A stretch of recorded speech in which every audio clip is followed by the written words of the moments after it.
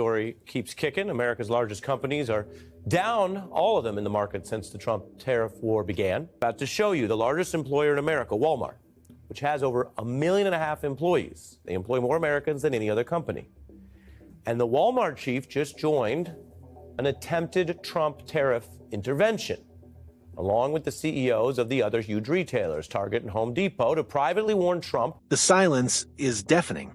Since Walmart's stunning decision to leave the United States, Donald Trump, usually quick to claim credit or assign blame, has said almost nothing. No tweet, no rally rant, just silence. But behind closed doors, sources say chaos is brewing. According to multiple unconfirmed reports, CEOs from major retail chains, Target, Dollar General, even Home Depot, have begun holding private crisis calls, fearing they may be next. One insider described it as a slow-motion evacuation, triggered not just by Walmart's exit, but by what that exit revealed, that under current U.S. trade policies, even the most American of companies can no longer afford to stay American. And here's the twist. This may not be Walmart abandoning America. It may be America abandoning Walmart. Trump's tariffs were supposed to bring jobs home. Instead, they might have detonated a bomb beneath the retail sector. So now the question becomes, if Walmart couldn't survive Trump's America, who can? When Walmart left, it didn't just take away cheap groceries or convenient shopping hours. It took the economic heartbeat of thousands of towns with it. Across Middle America, from Arkansas to Ohio to rural Pennsylvania, Walmart wasn't just a store. It was the town's largest employer, its biggest tax contributor, and often the only place where families could afford a full cart of food and household supplies. Now, storefronts are dark, distribution hubs are idle, and panic is setting in. According to leaked reports from regional development councils, over 3,000 communities are now considered at economic red alert due to Walmart's exit. In some towns, Walmart made up 30% or more of the local tax base. In others, the store was the anchor that kept smaller businesses alive through foot traffic alone. But the true blow is to the people. A single supercenter closure can eliminate 200 to 400 jobs overnight, not including the indirect collapse of nearby gas stations, diners, and laundromats that relied on Walmart's presence. Local officials are scrambling to attract replacement retailers, but none have Walmart scale or systems. And here's the worst part. Insiders claim other big chains may follow, especially in tariff-heavy regions. One economic strategist in Tennessee warned that we may be witnessing the largest consumer desert formation in modern U.S. history. Walmart was more than a store. It was economic gravity. And now that gravity has disappeared, if you find this kind of deep reporting important, consider subscribing. We follow stories long after the headlines fade. In the political world, Walmart's exit detonated a chain reaction. Trump, who had championed America First as his economic gospel, was caught off guard. At a rally in Texas days later, he dismissed Walmart's decision as a betrayal, claiming the company forgot who made them great. But observers noticed something unusual. No direct reference to tariffs, no mention of the trade war he once boasted would bring companies running back to America. Why the dodge? Behind the scenes, insiders say Trump's advisors were blindsided by the scale of Walmart's pullout.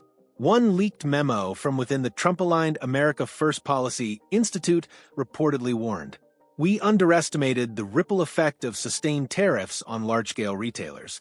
Meanwhile, Biden's administration issued a carefully worded statement, calling the move regrettable but blaming years of protectionist isolation for distorting the market. The GOP is now split. Trump loyalists accuse Walmart of abandoning America for cheaper labor. Moderate Republicans quietly admit this was the inevitable result of unsustainable trade policy. Democrats, on the other hand, are using Walmart's exit as a weapon, calling it proof that Trump's trade war hurt the very workers he claimed to protect. And behind closed doors, a far more controversial rumor has begun to circulate, that Trump's 2026 campaign may unveil a Patriot Companies list, publicly labeling firms like Walmart as disloyal to American values, echoing a blacklist-style strategy. If true, this could mark the most explosive intersection yet of corporate freedom and political vengeance. Walmart may be gone, but the fight over who's to blame is just beginning. Walmart's exit wasn't just a corporate relocation. It was a warning shot.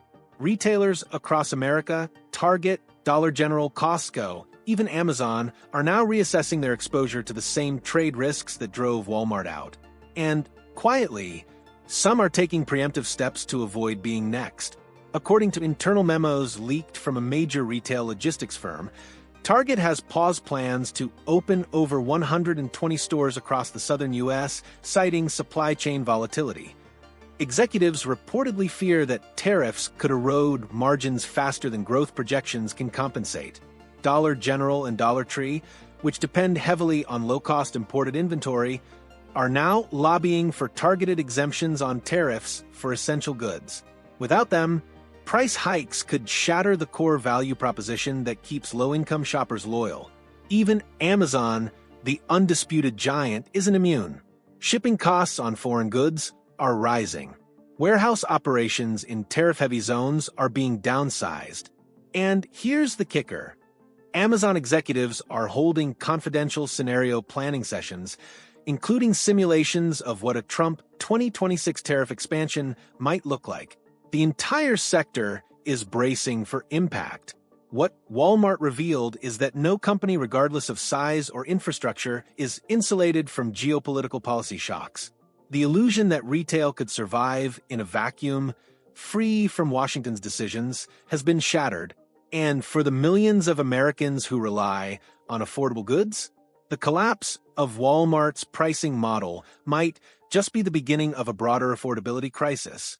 Because if Walmart, the king of cost-cutting, couldn't absorb the hit, who can? When Donald Trump first launched his America First doctrine, it was sold as a promise to bring jobs home, revive industry, and protect the working class from foreign competition. But Walmart's exit has exposed the darker, unintended consequence of that vision. By aggressively taxing imports through sweeping tariffs, Trump's policies made it harder, not easier, for American retailers to operate domestically. Companies like Walmart, which relied on global sourcing to keep prices low, were suddenly forced into an impossible corner: raise prices and lose customers, or leave the country. And that's exactly what Walmart did.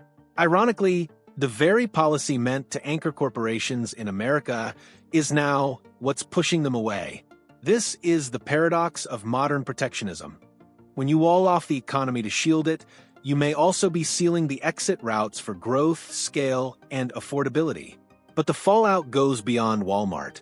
Insiders at multiple Fortune 500 companies have begun whispering about Plan B scenarios if the trade environment worsens, especially in the event of a second Trump term. Some are exploring dual headquarters models. Others are drafting foreign incorporation frameworks to insulate global operations. There's even speculation that Apple's recent $500 billion domestic investment pledge was a defensive move to avoid being publicly targeted next. In essence, Trump's America may now be seen by some executives not as a home, but as a high-risk jurisdiction to be navigated with caution.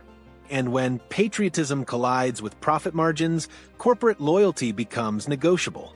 Walmart's exit wasn't just a moment, it was a structural rupture. The immediate job losses and store closures are devastating enough. But the long-term consequences could reshape the American economic landscape for decades to come. In many small towns, Walmart wasn't just a retailer. It was the glue that held local ecosystems together. Trucking companies, cold storage providers, packaging plants, even independent farms, all fed into Walmart's machine. Now that machine is gone.